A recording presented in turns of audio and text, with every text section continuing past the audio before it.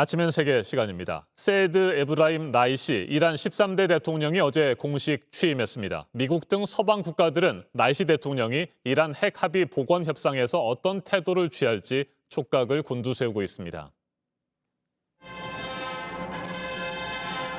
이란의 수도 테헤란에 위치한 의회 의사당에서 라이시 이란 신임 대통령의 취임식이 진행됐습니다. 이란 산부 요인 등 고위층은 물론이고 아시아와 유럽 등 73개국에서 115명의 중요 인사가 자리를 함께했습니다. 우리나라에서는 최종건 외교부 1차관이 대표로 참석했습니다.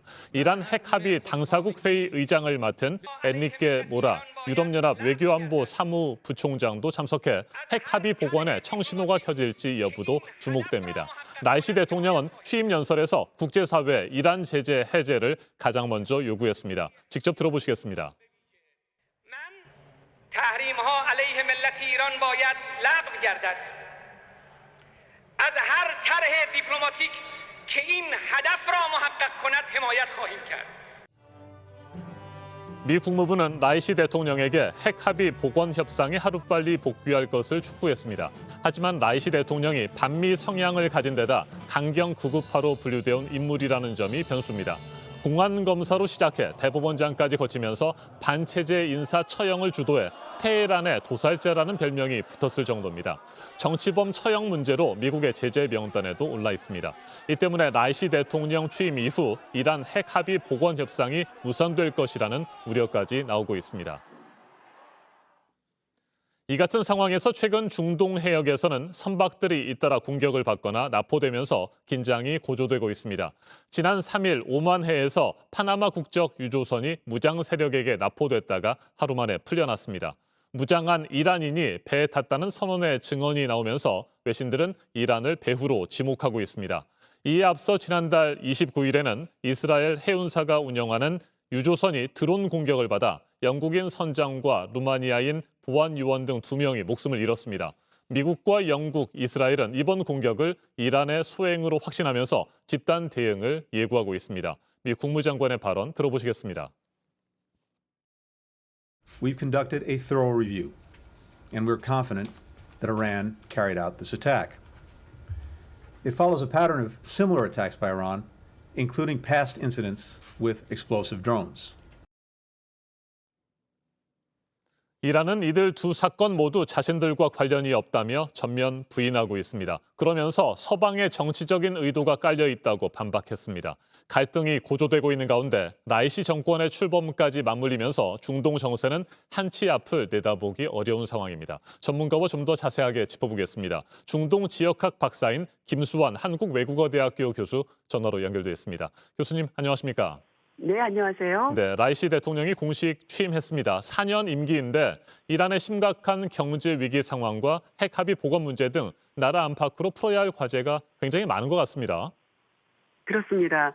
라이시 이란 대통령이 취임식에서 잠시 전에 말씀하신 대로 그 새 정부의 몇 가지 정책 핵심 기조를 언급했는데요. 그중에 당면한 최우선 과제가 바로 두 가지. 서방의 대이란 제재 해제 그리고 이란 경제 회복인데요. 이 두 사안이 서로 맞물려 있습니다. 그래서 지난해 코로나 위기가 겹쳐가지고 이란의 경제 상황이 굉장히 좋지 않거든요. 물가 상승률 40% 넘었고요. 청년 실업률 17% 달하고 있는데 이렇기 때문에 국민들의 불만과 원성이 높아져 가고 있는 상황에서 라이시 대통령이 대선 공약으로 인플레이션 절반으로 낮추겠다. 그리고 일자리 100만 개 창출하겠다. 이 공약을 내세웠는데 이 공약 지키기 위해서라도 미국의 대이란 경제 제재 해제가 절실히 필요한 것이죠. 그런데 이제 취임식에 말씀하신 대로 이란 핵합의 당사국 회의의장을 맡고 있는 엔리케 모라 유럽연합 외교안보 사무부총장이 참석했기 때문에 취임식을 계기로 협상 재개에 대한 기대감이 높아지고 있는 상황입니다.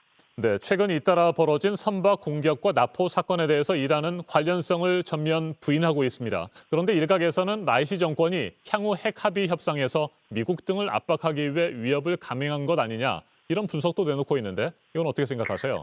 네, 이 두 사건이 이란 소행이라는 주장에 대해서 이란이 강력히 부인하고 있죠. 서방의 네. 정치적 의도가 깔려 있다 말씀하신 대로. 그런데 다수 분석가들과 이스라엘 포함한 영국, 미국 등에서는 이제 이란의 배후에 대해서 확신을 하고 있죠.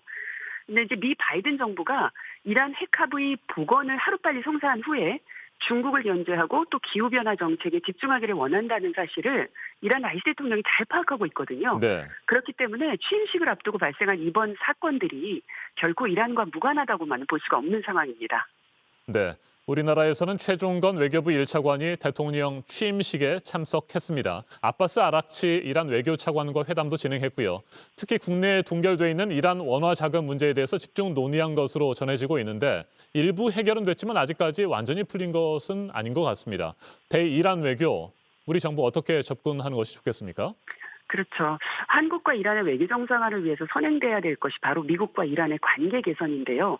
여기 이제 선행돼야 될 것이 한국에 묶여 있는 이란의 자금 70억 달러죠. 네. 그런데 지난 4월에 한 10억 달러는 반출하기로 합의가 됐고요. 그 중에 일부, 즉 유엔 분담금이나 또 코로나19 백신 구매 그리고 한국 기업 미납 대금 납부 등으로 처리가 됐지만 이 금액이 이란이 만족할 만한 수준은 아니거든요.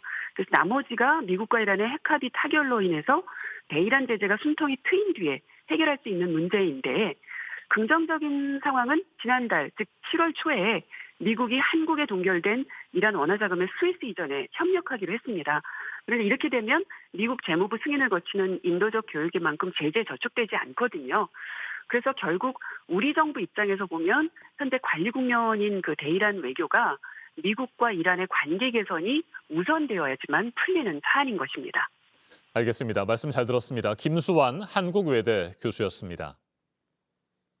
외신들은 이란 핵합의 복원 협상이 라이시 정권의 첫 번째 시험대가 될 것이라고 전망했습니다. 라이시 대통령이 미국 등 서방 국가들과의 줄다리기에서 어떤 모습을 보여줄지 미지수인 가운데 중동 지역의 긴장 국면은 당분간 이어질 것으로 보입니다. 지금까지 아침 현세계였습니다.